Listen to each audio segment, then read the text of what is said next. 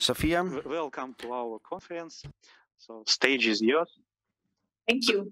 And thanks for the invitation. And I apologize. Unfortunately, I don't speak any Russian, so we'll have to listen to my talk in English. I'm very happy to be here.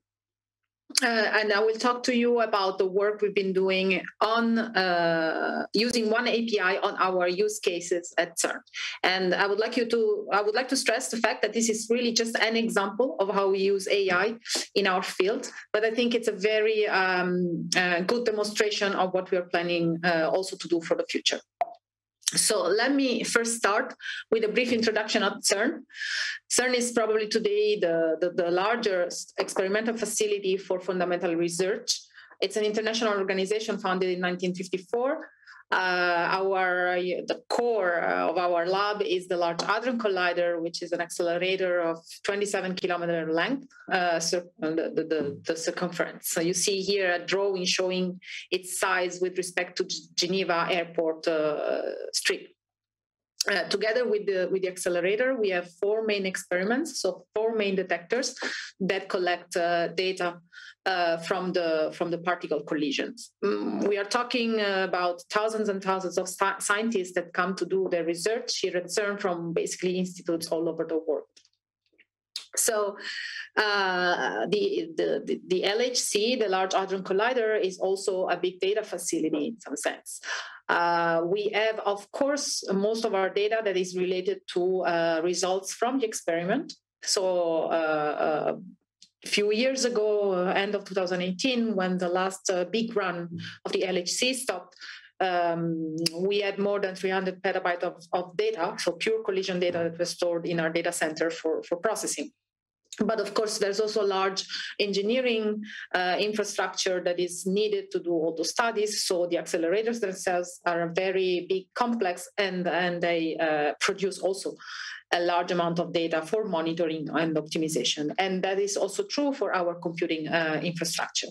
Now, the point is that in the future, we expect the amount of data that will be produced and that we'll need to analyze to increase by orders of magnitude. And this is one of the reasons why we are introducing deep learning in very different tasks within our data processing chain. What I will talk today about is a specific use case, and this is related to simulation of detector output. So this is a very important task in an experiment. The idea is that simulations with state-of-the-art is based on Monte Carlo tools are needed in order to understand the physics, to reproduce our theoretical expectations on the one hand, but also to drive and optimize, for example, our tools, the detectors themselves, and all the reconstruction, all the data processing software that we use. Now, the problem with Monte Carlo approach is that although it's very accurate, it's also extremely expensive in terms of computing resources. So it has been already quite a few years that the community has been looking into fast alternatives in order to accelerate a little bit the simulation process without losing too much in terms of accuracy. Now, deep generative models and generative adversarial networks in particular are a good candidate for doing this. They've been studied in different fields well beyond physics, but they make very good models for providing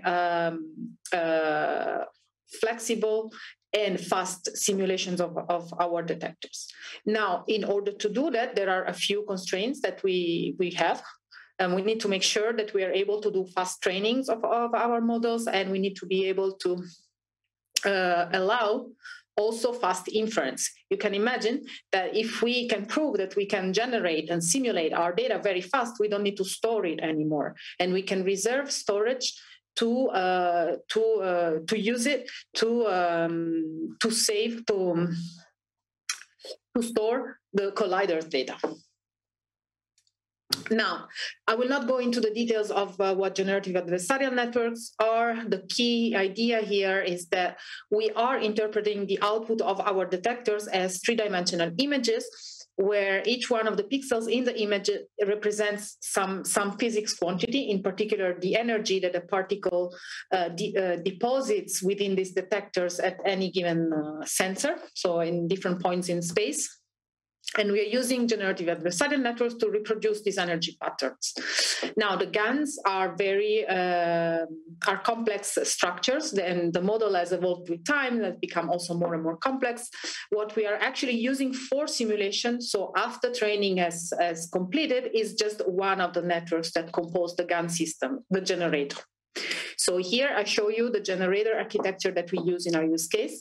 This is based on two-dimensional convolutional layers, and I would like to stress the fact that we are it required quite some study, making sure that we could properly reproduce a three-dimensional volume using two-dimensional convolutional layers, which is a much lighter operation, primitive, with respect to using 3D convolutions.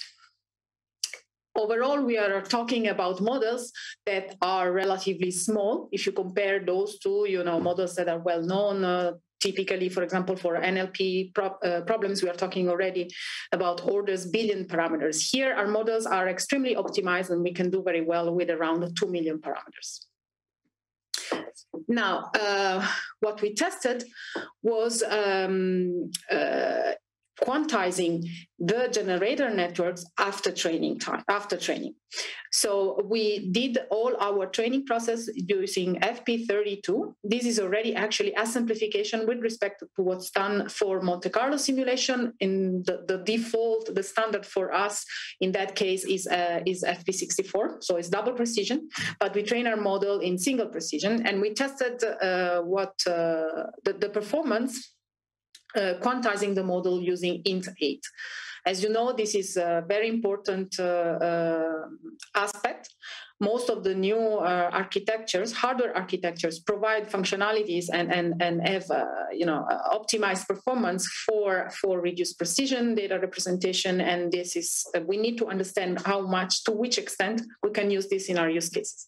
You see here the result of our quantized model that is being benchmarked on Intel Ice Lakes architectures.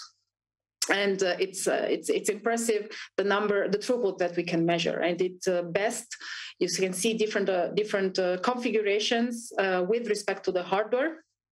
We can get well above 7,000 images per second, which is something like 150,000 times faster than what we could do with Monte Carlo. So it's an impressive number for this kind of use case.